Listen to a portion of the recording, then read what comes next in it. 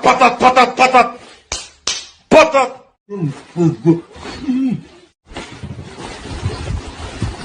Salut les Blaugrana, ça va ou quoi les gars? Nouvelle vidéo semi-actualité, un peu débrief car hier j'ai été absent. Je n'ai pas pu faire le débrief pour la seule et bonne raison que je me suis endormi. Parce que vous croyez que les anciens débriefs c'était une blague quand je vous disais que le FC Barcelone a ouvert un centre pour que les enfants puissent dormir, tout ça, même les adultes. Maintenant ils ont évolué, c'est ouvert aux adultes aussi. Je me suis réellement endormi devant le match. Je rajoute absolument rien. J'avais mis le match sur mon téléphone, sur le lit et je me suis endormi. J'entendais le commentateur, Lewandowski, pas Lewandowski. C'était ennuyant. Bon, j'ai pu voir la première mi-temps et franchement au vu de ce que j'ai vu au réveil, je n'ai pas raté grand chose. En deuxième mi-temps, il n'y a rien qui s'est passé. Première mi-temps, on se mangeait déjà un 2-0, donc je n'ai pas raté grand chose. En plus de ça, la première mi-temps, je la trouvais déjà ennuyante. C'est ça qui m'a fait dormir, c'est clairement ça qui m'a fait dormir. Non, plus sérieusement, j'enchaîne énormément de rendez-vous. YouTube, ça paye pas comme certains le pensent, donc il faut bien aller chercher du travail, tout ça. Donc j'enchaîne énormément de rendez-vous, ce qui fait que je me lève très très tôt. Et arrivé au soir, je suis lessivé, totalement fatigué. Et voir le contenu du FC Barcelone, ça n'aide clairement pas à rester éveillé. Ce qui devait se passer se passa. Je me suis endormi devant le match du FC Barcelone, tellement le contenu il était nul. Mais s'il y a bien quelque chose qui m'a fait plaisir, c'était qu'au réveil, j'ai vu beaucoup de gens se réveiller. Enfin, moi je me réveille, il y en a qui se réveillent un peu trop tard, mais vaut mieux tard que jamais. Ils ont enfin compris que l'animation de l'équipe était d'une nullité mais atroce. Et ce n'est pas les blessés, les excuses. Ça n'a jamais été les blessés, les excuses. Dieu merci, je vous le disais il y a des mois en arrière. Ok, on gagne 1-0, c'est bien beau. Fêtez, festoyez autant que vous voulez. Oui, on a les 3 points. Oui, on a marqué à la 90e minute, c'est bien beau. Mais de la 0 à la 89e minute, on avait vu quoi? On avait vu quoi? Est-ce qu'on a vu un schéma de jeu clair? Est-ce qu'on a vu des joueurs en confiance? Non, on ne voyait rien. Il suffisait juste d'un but pour prendre les 3 points, pour que tout le monde festoie et oublie ce qui s'est passé. Moi, j'oubliais pas. J'étais content pour les 3 points, mais j'oubliais pas que le contenu, c'était nul et que ça allait nous retomber dessus. Maintenant que ça nous retombe dessus, je ne vais pas dire que je suis content non plus, car je veux voir un très bon FC Barcelone, mais d'un côté, je me dis, j'avais tout de même raison. Ça commence à nous retomber dessus et on n'est que en fin de saison. Moi, je me projetais plutôt pour la saison d'après. Je disais, si cette saison, on ne prépare rien, on ne voit pas d'évolution, on ne voit pas de schéma de jeu, que voulez-vous que Xavi aille faire avec l'équipe en Ligue des Champions? En fait, ils ne vont pas venir et miraculeusement jouer comme City ou comme le Bayern. Non, il faut bien évidemment une courbe d'évolution. Cette saison, on n'a pas vu la courbe d'évolution. Moi, j'aimerais bien que quelqu'un me la montre s'il y en a d'autres qui la voient. Moi, je ne vois aucune courbe d'évolution. On n'a aucun schéma de jeu. Je le répétais sans cesse qu'on va se planter la saison prochaine. Mais bon, il ne faut pas attendre la saison prochaine. On se plante déjà. C'est ça qui est super. C'est que moi, je voyais pour la saison prochaine, mais on se plante déjà. Voilà les retombées d'enchaîner 10-1-0 en étant moisi. Oui, c'est le cas de le dire. On a beau avoir pris 20, 25 points, tout ce que vous voulez, mais on a été moisi en gagnant ces matchs-là 1-0. On s'ennuyait tout au long du match.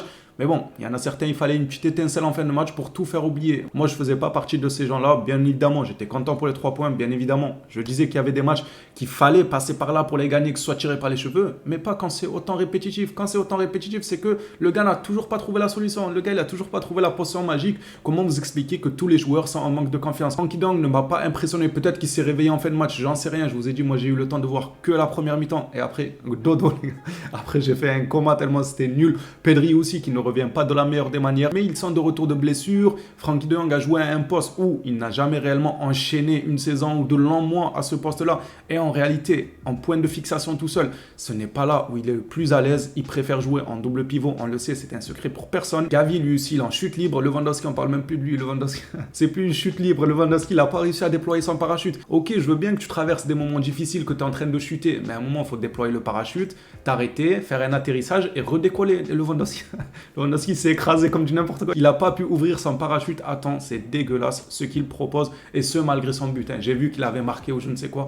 Je m'en tape. Je le dis encore une fois. C'est pas un but moi qui me fait oublier tout ce qu'il y a derrière. Justement, c'est là le souci. Il faut aller voir ce qu'il y a derrière. C'est un but, mais il ne faut pas s'arrêter à là. Il faut aller voir ce qu'il y a derrière. Ce qu'il y a derrière, c'est un Lewandowski en manque de confiance match après match. Ce qu'il y a derrière les victoires arrachées par les cheveux du FC Barcelone, c'est que il y a aucune animation, il y a aucune confiance des joueurs. Ça joue au hasard. Comment quelqu'un, parce que oui, ça existe. Même si aujourd'hui j'ai vu beaucoup de gens se réveiller. Franchement, vaut mieux tard que jamais, comme je l'ai dit. C'est bien ceux qui se sont réveillés enfin et qui ont vu qu'il y a un énorme souci, mine de rien, que la saison entière, on n'a pas réussi à être régulier dans notre manière de jouer. Il y a des matchs où on a été excellent, je ne dis pas le contraire, mais on s'est éteint juste après. Juste après, c'était de la moisissure qu'on proposait sur un terrain de football. Ceux à qui ça n'inquiète pas, bah écoutez, c'est super. J'ai envie de vous dire, vous vivez des beaux jours. Vous vous dites, on a la Liga, c'est bon, saison réussie. Oui, bon, la Liga.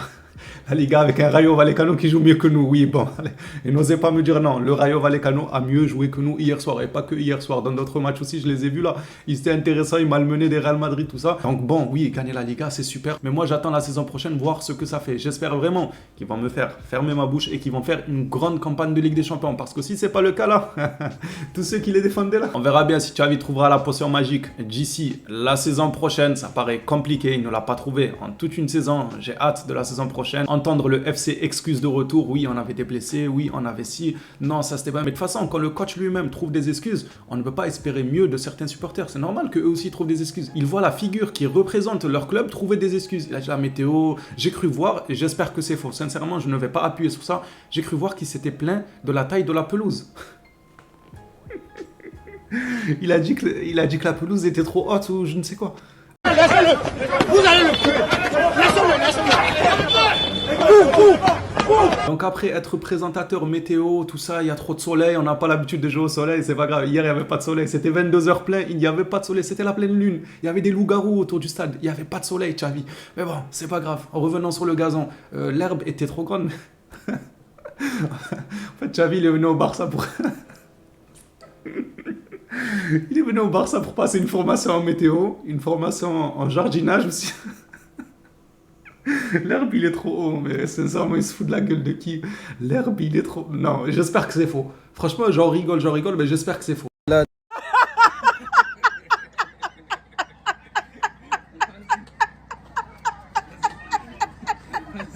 Rassurez-moi, Xavi n'a pas dit ça en conférence de presse. Parce que c'est vrai que ces 2-3 dernières conférences de presse, je ne les ai pas couvertes, comme je vous ai dit. J'ai pas mal de choses à faire à côté dans la vie privée. J'en suis désolé, mais c'est des choses où on est obligé de les faire si on veut avancer, logiquement. Mais quand je vois certains retours qui me parlent d'herbe, pas herbe, j'espère vraiment que c'est un supporter qui a sorti cette bêtise et non pas Xavi lui-même. Parce que sinon, c'est assez grand quand même. Je repensais à un truc, Xavi. Le dernier ou l'avant-dernier match, on lui avait dit... Comment ça se fait que le Barça n'a pas été bon, on n'a pas marqué de but? Il a dit oui, on n'a pas marqué de but, mais on n'a pas pris de but aussi.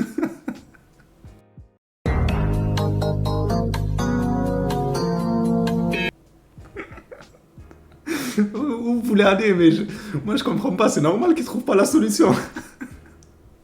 Je suis désolé, je suis pris par un fou rire, mais comment voulez-vous qu'il trouve la solution au problème qu'a le FC Barcelone si le gars, quand on lui dit « vous n'arrivez pas à marquer », au lieu de dire « on va travailler sur ça, on va remédier à ça, on va essayer de créer un nouveau schéma de jeu », il te dit « oui, mais on n'a pas pris de but ». Mais on s'en fout, mais qu'est-ce que tu racontes? On te dit que tu es mauvais en attaque, tu nous dis « oui, mais on n'a pas pris de but », mais on s'en fout. Le premier but, c'est tout de même de marquer quand même, parce que sinon, ok, t'es bon défensivement, tu ne prends pas de but. Et le but du football, c'est quoi? On ne marque pas et on fait 0-0 à tous les matchs, c'est ça? Tu veux gagner une Liga en faisant que des matchs nuls, c'est ça le projet de Xavi? Ah, franchement, il y a des déclarations, c'est légendaire quand même. C'est très très absurde de la part de Xavi de répondre aux journalistes quand il lui dit vous avez été mauvais en attaque, vous n'avez pas marqué de but, répondre on n'a pas pris de but. Déjà ça c'était d'une absurdité, mais alors quand on arrive à la météo, à l'herbe, jardinerie, je ne sais quoi... Bon, c'est pas grave, sinon on va encore me taxer de quelqu'un qui aime pas Xavi. Alors que non, au contraire, c'est juste que j'aime tellement le club que je fais l'impasse de qui est entraîneur. Parce que ma parole, hein, parce que je vois certains, ça sent un peu l'hypocrisie à plein nez. N'importe quel entraîneur à la place de Xavi, tout le monde l'aurait incendié. Mais tout le monde. Ne vous mentez pas à vous-même. Ça sert à rien de vous mentir à vous-même. Parce que oui, vous pouvez me mentir à moi, vous pouvez mentir sur Twitter, vous pouvez mentir dans vos vidéos débriefs, vous pouvez mentir à tout le monde, ça, il n'y a aucun souci. Mais quand vous vous regardez dans le miroir, vous-même, vous savez que s'il y avait un autre coach assis à la place de Xavi à l'heure actuelle, il se serait fait incendié de tous les côtés. On n'avait jamais perdu contre Almeria, on a perdu. On se fait sortir par United qui se font lessiver par Séville juste après dans leur plus mauvaise saison. On se fait sortir en Ligue des Champions, on bat le record de 1-0. On se retrouve à se prendre 4-0 au Camp Nou. Mais il a enchaîné les choses affreuses. On n'a toujours pas de fond de jeu. La saison, elle se termine dans 7 journées. Comment il reste 7 matchs, on n'a pas de fond de jeu? Mais il a fait quoi tous les matchs d'avant? Il a créé quoi? Il a élaboré quelle tactique? Quel schéma de jeu? Ah oui, c'est vrai, il a élaboré un schéma de jeu autour de Dembélé. Dembélé a pris de la confiance. Du coup, quand il reviendra, Dembélé fera quelques gestes techniques pour déstabiliser et la mettre sur la tête de Lewandowski. Bon, ok, si c'est ça le schéma de jeu du Barça, si c'est tout reposé sur quelqu'un qui est blessé 6 mois dans l'année, pourquoi pas, écoutez. Si pour certains ça vous va, tant mieux pour vous. Nous ici, ça ne nous va pas du tout, c'est dramatique, c'est catastrophique. Et je le dis et je le répète, si c'était un autre nom à la place de Xavi, tout le monde l'aurait incendié, tout le monde. Là déjà, il y en a beaucoup qui incendient Xavi et certains joueurs aussi qui ne montrent pas une énorme envie, comme Lewandowski qui est en totale chute libre, ça c'est une chose. Mais quand on parle de Xavi, si c'était un autre coach, tout le monde, on serait tous d'accord pour dire oui, ce coach-là a été mauvais, oui, il enchaîne les mauvaises prestations. Mais vu que c'est Xavi, Parfois, je peux comprendre que le cœur s'en mêle, que c'est une légende du Barça, qu'on ne veut pas le rabaisser. Mais parfois, il faut comprendre qu'il faut qu'on avance. Il faut qu'on avance. Il ne faut pas faire dans le social. Oui, le pauvre, c'est une légende, il faut qu'il vienne. Non, une légende, pas légende. C'est super ce que tu as fait au Barça. On est super reconnaissant de Xavi. On l'aime énormément. On ne le déteste pas. Pour moi, tous ceux qui critiquent Xavi, c'est des personnes qui ne détestent pas Xavi. Au contraire, c'est des personnes qui veulent le bien du FC Barcelone tout en aimant Xavi. Car là, il est en train de se cracher. À voir maintenant, c'est quoi la suite? J'espère réellement que Laporta ne va pas le prolonger. Il a encore une saison dans son contrat. En réalité, c'est largement suffisant. C'est largement suffisant. Voyons voir d'abord ce qu'il fait de cette fameuse saison. Est-ce que la saison prochaine en Ligue des Champions, c'est tout ce que je souhaite à Xavi, il réussira? Franchement, c'est tout ce que je lui souhaite. Parce qu'encore une fois, vous pouvez me taxer de quelqu'un qui n'aime pas Xavi. Moi, je sais que quand je me regarde dans le miroir, je sais ce que je dis est vrai. Je ne me mens pas à moi-même. Contrairement à certains qui, si ça aurait été un autre coach sur le banc du Barça, il l'aurait démoli. Mais vu que c'est Xavi, ça essaye de camoufler un peu. Comme je l'ai dit, le miroir, il trompe pas. Quand vous regardez le matin dans le miroir, vous savez que si c'est un autre entraîneur, vous-même, vous l'aurez incendié. Bref, maintenant que cette grosse parenthèse a été faite sur le match d'hier, encore désolé d'avoir raté le débrief, ça pourrait encore arriver dans le temps car je ne maîtrise tout simplement pas mon temps libre maintenant. Quand je me lève extrêmement tôt, que j'ai des rendez-vous, tout ça, des fois ça va m'arriver de rater des vidéos actualité et j'en suis désolé, j'aurais aimé passer mes journées à vous parler du FC Barcelone. Malheureusement, à un moment donné, il faut bien un salaire solide et encore une fois, ça je l'avais déjà dit en live, il y en a certains qui pensent que les youtubeurs marchent sur l'or ou ils ont une paye, je ne sais quoi. Peut-être les autres, c'est pas mon cas ici les gars, il faut aller travailler en ce qui me concerne, je vous donne les raisons de mon absence, comme ça vous vous dites pas ah c'est un flemmard, non pas du tout, au contraire du coup, au contraire les gars, on se bouge pour travailler, ce n'est pas de la flemme, loin de là, mais franchement j'aurais aimé passer mes journées à parler que du FC Barcelone, c'est mine de rien un luxe de faire des vidéos, c'est très très bien de parler de quelque chose qu'on aime avec des gens et débattre sur certains sujets, c'est quelque chose que j'aime énormément, mais bon. On est forcé, comme je l'ai dit, pour vivre, il faut un salaire. Passons à l'actualité, il n'y a pas énormément d'informations, mais on va tout de même partager ça. Ousmane Dembélé est de retour, il s'entraîne avec l'équipe et devrait recevoir le feu vert médical demain pour enfin rejouer ce week-end. C'était déjà annoncé par Xavi en conférence de presse. Là, on nous parle de Christensen aussi. Christensen et Dembélé recevront le feu vert médical pour le match de ce week-end, mais aucun d'eux ne sera titulaire. Busquets aurait accepté l'offre du FC Barcelone. Busquets a accepté de prolonger son contrat avec le Barça. Ses coéquipiers ont été mis au courant, ça m'étonne même pas. Ça m'étonne même pas. Xavi là, il a vu qu'il a perdu.